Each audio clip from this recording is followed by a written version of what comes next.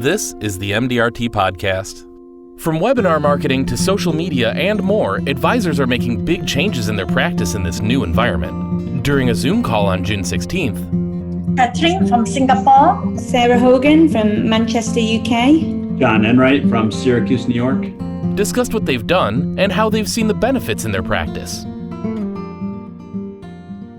We're in the process of adapting in that one of our main goals for this year was starting to do seminar marketing. And then, of course, when this hit, it was like, well, you're not going to be able to get groups of people in a room. And so we started to explore the options and speak to other people that were already in this arena about webinar marketing.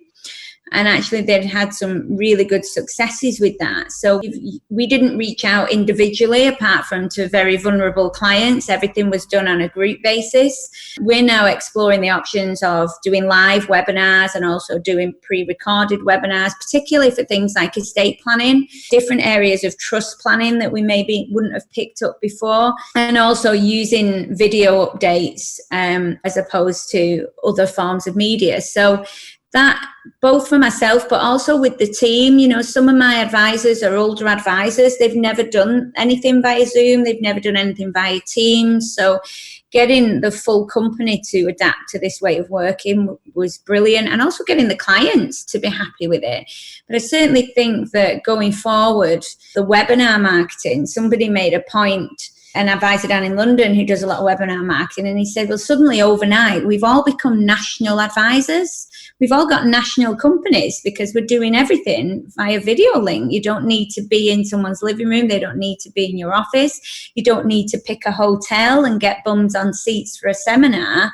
Suddenly, you know, it opens up a whole load of opportunities. And I think putting yourself out there in an environment like Zoom, where nobody really likes looking at their own face, is something that you've got to have the confidence and be comfortable with doing. So I think the next few weeks, months, years is exciting about where that will take us. And I think that will be our biggest shift. That we've actually got a marketing strategy meeting all day on Thursday, and it's all going to be tunneled towards the whole opportunity of webinar marketing.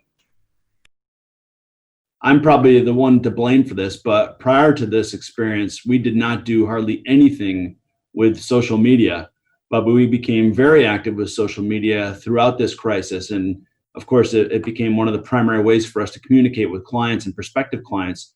And going forward, there's no doubt that we'll be much more active on Facebook, Instagram, LinkedIn, YouTube, and I see that becoming a much more valuable part of our practice. Can any of you give an example of something you're doing that's been particularly useful?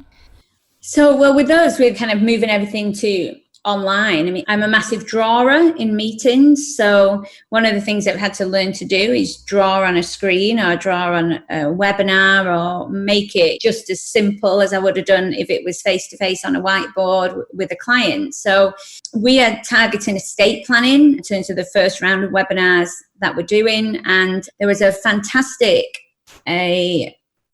podcast or webinar with Simon Bowen over in Australia, talking all about drawing on Zoom and different tools and things to use. So I think that's one of the key things. And I've got an iPad, and I've got the Notability app now, and the Apple Pencil, and I've been using that, syncing that with Zoom, both in client meetings and also in what will be the webinar series.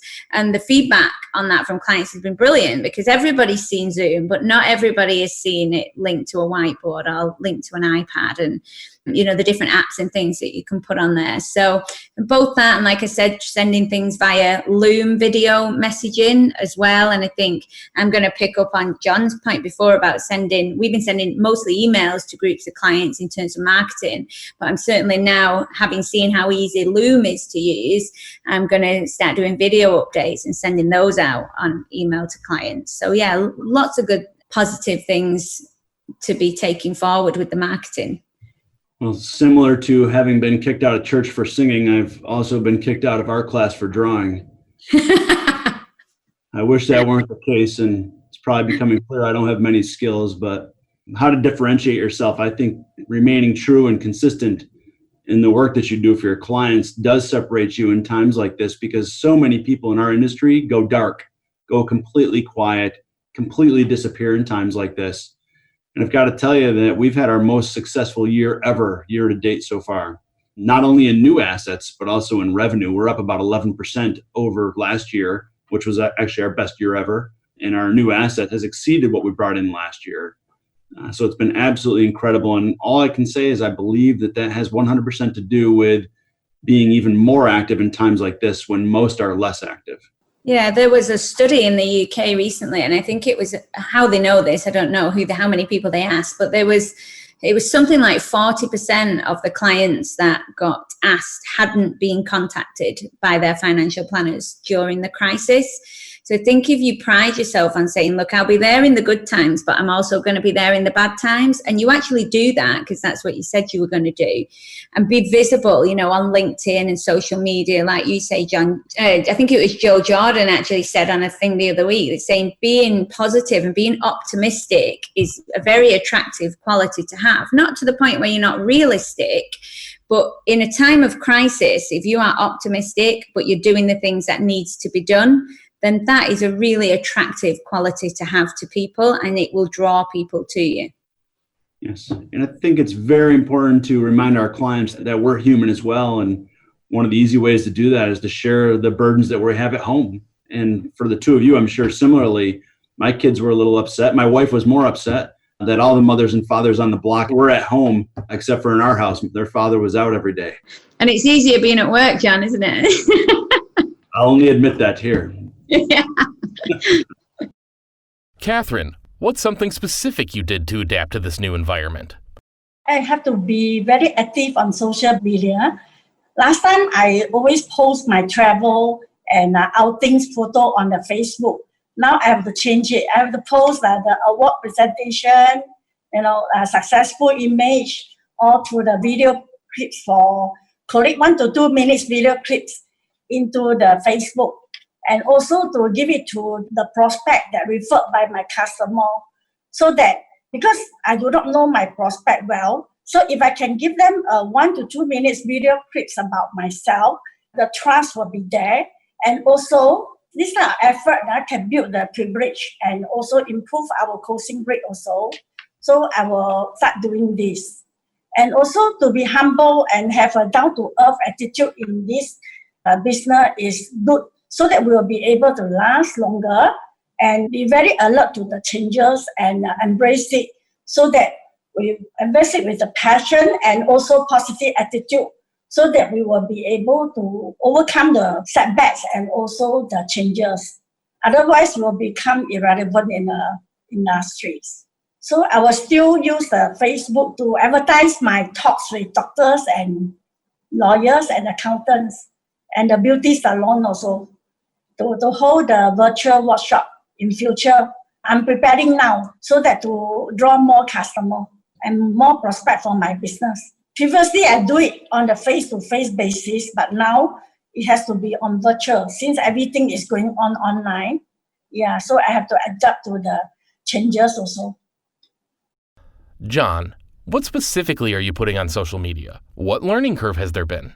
Sure. So definitely a steep learning curve with regards to social media. But I'll start by saying that one of the things I learned from strategic coach Dan Sullivan was that always focus on the video. And if you have a video of whatever message you're trying to provide, you can then provide that message in 3 ways: by video, audio, and in writing. So we've tried to focus on always making everything a video and delivering it via YouTube. So we've created a YouTube channel, and we have actually hired somebody to assist in not only YouTube, but in all of our social media efforts. We, of course, have used Facebook, Instagram, LinkedIn, etc. But our goal has been, instead of focusing only on industry-related content, we are also focusing on non-industry and personal-related content. So some examples would be we delivered a lot of information on how to set up a work from home area and a workspace at home, and how to be able to remain concentrated if you're working from home, and several other things of that nature. The industry related, we certainly have delivered that as well, but we've wanted to make sure that people again recognize that we're human and we're going through this just like you. We were very nervous at a certain point about the markets, but again, the United States has always thrived in times like this, has proven to be very resilient.